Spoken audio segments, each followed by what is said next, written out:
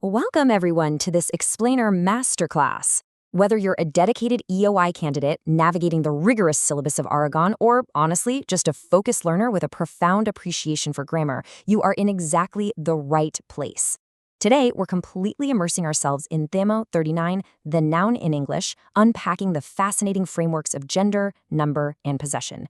Get ready for a deeply structured academic journey that is absolutely going to transform how you understand the core of the English sentence. Okay, let's dive into our syllabus for the next 8 minutes or so. 1. Defining the noun. 2. The covert gender system. 3. The complexities of number. 4. Expression of possession. And 5. Mastering the noun. Let's get to it. All right, kicking things off with Section 1, defining the English noun, classification and frameworks. Now, you might be thinking, isn't a noun just a person, place, or thing? Well, at this academic level, we need a far more precise framework. Enter the brilliant linguist Rodney Huddlestone. He distinguishes what we call central nouns. To be a central noun, a word absolutely must possess 3 fundamental properties. First, it's got to act as the head of a nominal phrase, or NP. Second, it must admit dependents, like determiners. And third, it needs an inflectional contrast between singular and plural forms. So while all nouns can act as heads, it's really those other 2 properties that make them central. If a noun doesn't do all 3, it's considered a marginal noun. Take words like furniture or wetness. They literally have no plural counterpart. Or on the flip side, words like dregs or remains that completely lack a singular form. Beyond Huddleston, we've also got to look at semantic classification, specifically the split between countable and uncountable nouns. Randolph Quirk gives us this brilliant perspective on how some nouns just seamlessly oscillate between these classes. Take a really tasty example, cake. We can say a cake, which functions as a countable noun, denoting a specific individual object, but then we can say some cake, and suddenly that exact same word shifts into an uncountable mass noun denoting an undifferentiated material continuum. Pretty cool, right? Quirk suggests we can view this either as a single lexical class combining characteristics, or honestly as 2 entirely separate items functioning independently. Moving right along to Section 2, the covert gender system. Notional classifications. So if you speak a Romance language, you're totally used to nouns having inherent morphological gender. But English operates entirely differently. It's covert or notional. It depends heavily on co-referential relations with pronouns like he, she, it, who, or which, rather than noun endings. We have personal male and female nouns like the unmarked pair, bachelor and spinster, or marked pairs like waiter and waitress. But, and this is crucial, sociolinguistic trends are actively reshaping this as we speak. There's a massive shift towards sex-neutral forms to avoid bias. So instead of chairman, we use chairperson. Instead of the archaic poetess, we just say poet. We also have dual gender nouns like artist or student, where we use he or she depending on the specific person. And then there are common gender nouns like child or cat. These occupy this fascinating intermediate space where the pronoun choice actually depends on the speaker's emotional relationship with the referent.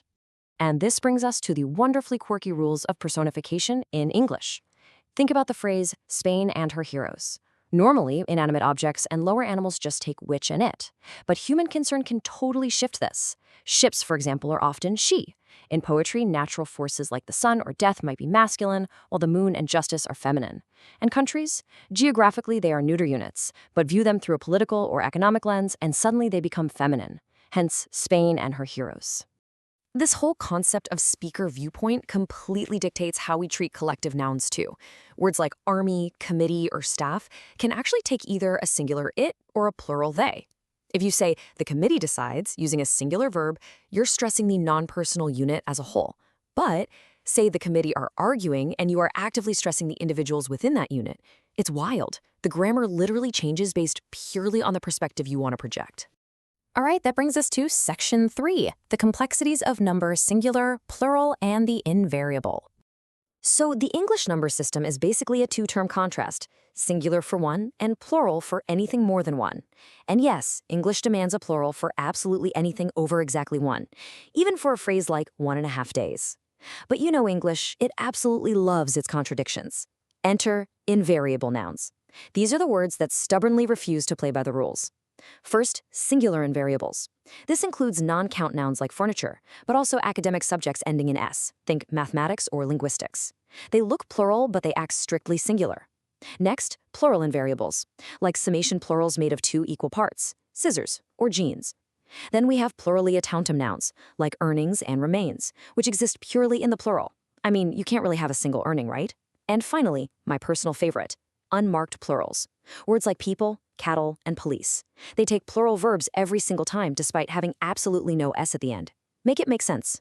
And when plurals aren't invariable, they can be wildly irregular. While regular plurals just slap on an S or ES, irregular plurals demand very specific transformations.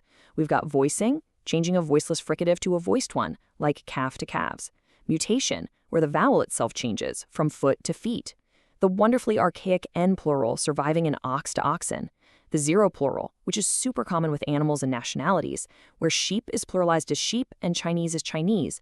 And finally, foreign plurals. These are fascinating historical remnants where Latin and Greek roots just keep their original plural forms. That's how we get stimuli from stimulus and phenomena from phenomenon. Moving into our fourth pillar, Section 4, Expression of Possession, the Genitive and of Construction. So we've seen that English nouns are essentially shapeshifters, and this gets even more complex when we introduce the mechanics of ownership. Possession in English is incredibly nuanced. We essentially have two main tools, the S genitive and the of construction.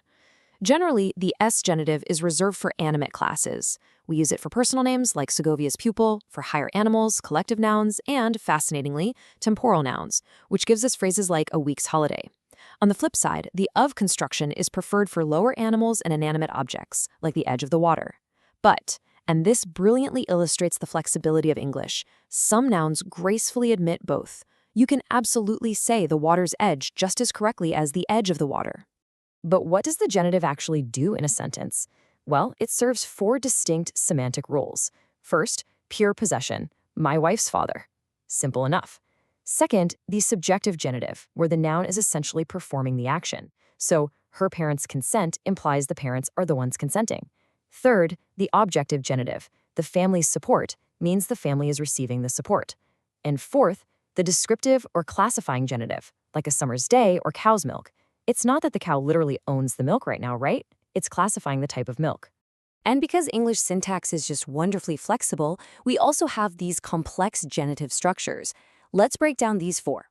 First, the group genitive, where the S attaches to the very end of a whole phrase, like the teacher of music's car. Second, the independent genitive, where we just omit the head noun entirely because the context is obvious. My car is faster than John's. Third, the local genitive. We use this for residences or businesses, like saying you're at the chemist's.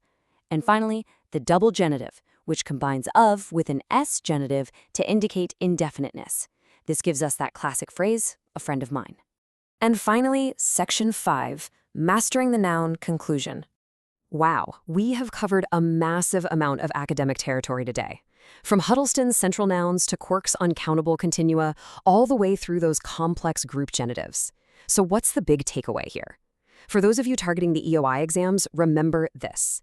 Mastering these categories, gender, number, and possession, is not merely about memorizing a morphological checklist. As we've seen with shifts like chairperson or how we view the committee, these rules are deeply rooted in semantic nuance and active, evolving sociolinguistic trends. They're living tools. So I want to leave you with this provocative question. How will you take these highly nuanced, ever-shifting rules and apply them practically to empower the students in your own future classroom? Thank you so much for joining me for this Explainer Masterclass, and keep exploring the fascinating structures of the English language.